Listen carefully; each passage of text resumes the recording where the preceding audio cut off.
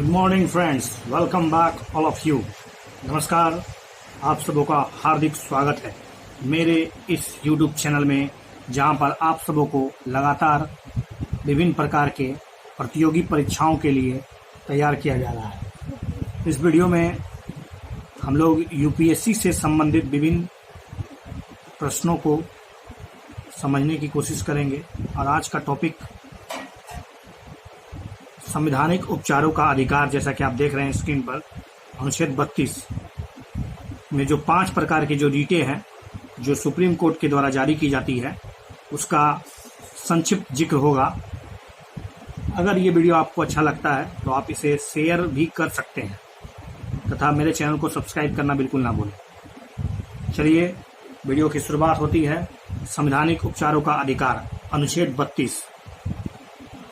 जैसा कि आप जानते हैं कि आर्टिकल 12 से 35 तक हम लोग फंडामेंटल राइट्स का अध्ययन करते हैं, अर्थात मौलिक अधिकार का अध्ययन करते हैं। इसी मौलिक अधिकार में सबसे महत्वपूर्ण मौलिक अधिकार, जिसे डॉक्टर अंबेडकर ने संविधान का आत्मा भी कहा था, और उन्होंने कहा था कि यदि कोई उनसे पूछे कि संविधान की वह कौन सी धारा या अनुच्छेद है जो सबसे ज्यादा महत्वपूर्ण है और जिसके बिना यह संविधान शून्य हो जाएगा, तो वह स्वयं कहते हैं कि वह अनुच्छेद 32 होगा और किसी भी धारा को उसको संकेत नहीं करते हैं। संविधान की आत्मा और हृदय यही धारा है, और मुझे इस बात की बहुत खुशी है कि संविधान सभा ने इसके महत्व को समझा है। ये डॉक्टर अंबेडकर के शब्दों में कहा गया। देखिए, संविधान न केवल अधिकारों की एक लंबी सूची है, बल्कि यह उन अधिकारों की रक्षा का भी बंदोबस्त करता है। अधिकारों की रक्षा का भार सुप्रीम कोर्ट और हाई कोर्ट को सौंपा गया है। अनुच्छेद 32 के द्वारा इन न्यायालयों में कुछ लेख अथवा आदेश जारी करने का अधिकार दिया गया है। जैसा कि आप स्क्रीन में देख रहे हैं, यहाँ पर 5 रीटें हैं, जिसमें पहला है बंदी प्रत्यक्षीकरण, दूसरा है प्रतिषेध, तीसरा है परमादेश, चौथा है अधिकार परीक्षा और 5वां है उत्प्रेषण। एक एक करके सभी डिस्कस होगा। सबसे पहले we are going to discussing about बंदी प्रत्यक्षीकरण, जिसको हम लोग हैबियस कॉर्पस भी बोलते हैं। इंग्लिश में कभी कभी देवनागरी लिपि में यही लिखा आ सकता है, हैबियस कॉर्पस, जिसका शाब्दिक अर्थ होता है शरीर प्रस्तुत किया जाए, शरीर को प्रस्तुत किया जाए, बॉडी को, शरीर को प्रस्तुत किया जाए। यह आदेश जो है न्यायालय की ओर से उस समय जारी किया जाता है जब किसी व्यक्ति को नजरबंद कर लिया जाता है, जिस व्यक्ति को बंदी बनाया गया है ना, वह स्वयं अथवा उसके संबंधी या मित्र या फिर वकील न्यायालय से यह प्रार्थना करता है कि बंदी बनाए जाने की वजह को स्पष्ट हैं, अनिश्चित हैं। यदि न्यायालय यह समझे कि किसी व्यक्ति को अनुचित ढंग से बंदी बनाया गया है, तो यह आदेश जारी किया जाता है। अगर प्रार्थी की आजादी जानबूझकर या वैध तरीके से की गई है, तो उसे तुरंत बहाल कर दिया जाएगा। इस रीट या आदेश का उपयोग बच्चों की अभिभावकता, जिसको पेरेंटशिप बोलते हैं, के संबंध में भी किया गया है। जब बच्चे की अभिभावकता के विषय में कोई झगड़ा हो, अर्थात उसे कौन ले जाएगा, तो न्यायालय बच्चे को उस व्यक्ति के संरक्षण में सौंप सकता है जो वास्तव में उसका गार्जियन है, अर्थात अभिभावक है। तो ये हो गया बंदी प्रत्यक्षीकरण के बाद। अब आते हैं हम लोग प्रतिषेध, जिसका शाब्दिक अर्थ होता है मना करना।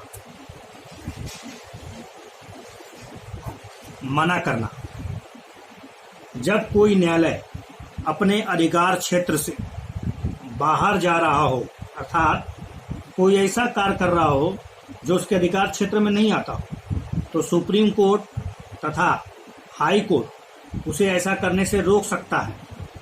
प्रतिषेध आदेश केवल और केवल, ध्यान रहे, प्रतिषेध आदेश केवल न्यायिक अधिकारियों के विरुद्ध ही जारी किए जा सकते हैं, कार्यपालिका के विरुद्ध नहीं। यदि कोई जज या न्यायिक अधिकारी प्रतिषेध आदेश के बावजूद कार्यवाही जारी रखता है तो उसके विरुद्ध न्यायालय की मानहानि अर्थात कंटेम्प्ट ऑफ कोर्ट जारी किया जा सकता है। ओके, दैट इज प्रतिषेध। अगला है परमा आदेश, मैंडमस। इसका अर्थ होता है मैंडमस।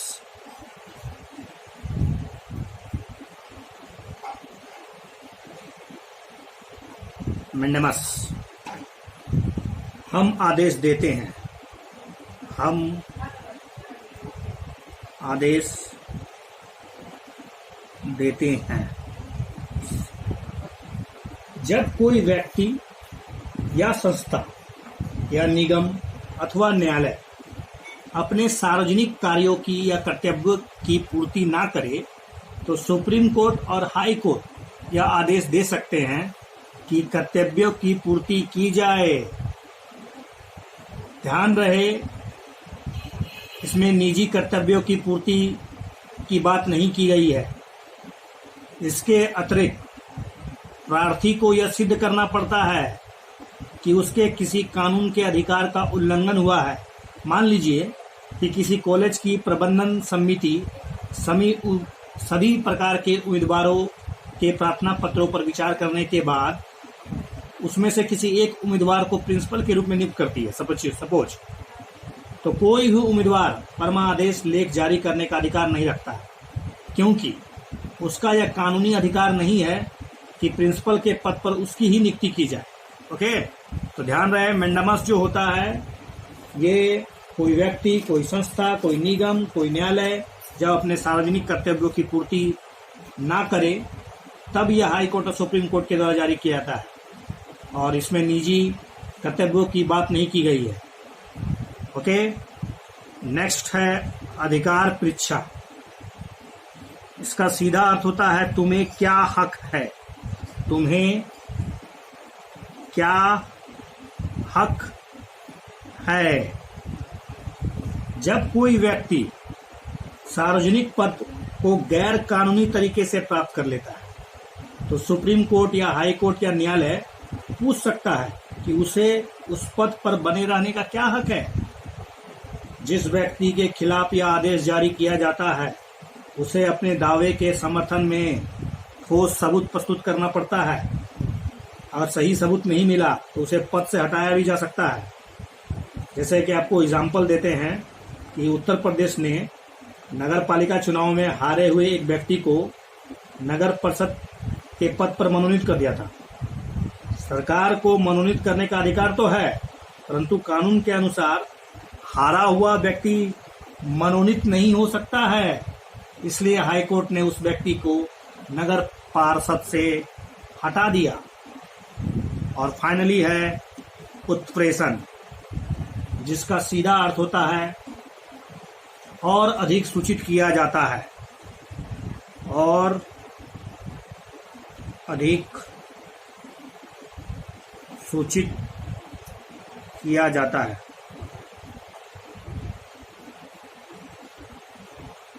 हाई कोर्ट किसी न्यायालय को यह आदेश देता है कि किसी केस से संबंधित कागजात या उसमें जो निर्णय हुआ है उन सबको उसके पास भेज दिया जाए। ऐसा करने के दो उद्देश्य हैं। पहला तो वह केस न्यायालय में ना जाकर हाई कोर्ट में चल सके, और किसी न्यायालय का गठन ठीक से ना किया गया हो, अर्थात उसके न्यायाधीश कुछ किस्म के व्यक्ति हों जो बैठने की योग्यता ही नहीं रखते हों। और दूसरा, यदि न्यायालय द्वारा दिया गया निर्णय न्याय के विरुद्ध हो तो उस फैसले को रद्द करने उसके स्थान पर दूसरा निर्णय दिया जा सके, इसलिए उत्प्रेषण रीट जारी की जाती है। तो in this video we discussed 5 writs जो कि सुप्रीम कोर्ट, आर्टिकल 32 और हाई कोर्ट आर्टिकल 226 के तहत जारी करता है। इस प्रकार आप मेरे इस वीडियो के माध्यम से 5 प्रकार के रीटों का अध्ययन कर सकते हैं। अगर ये वीडियो अच्छा लगता है तो आप इस वीडियो को शेयर भी कर सकते हैं। Thanks a lot for watching this video. धन्यवाद।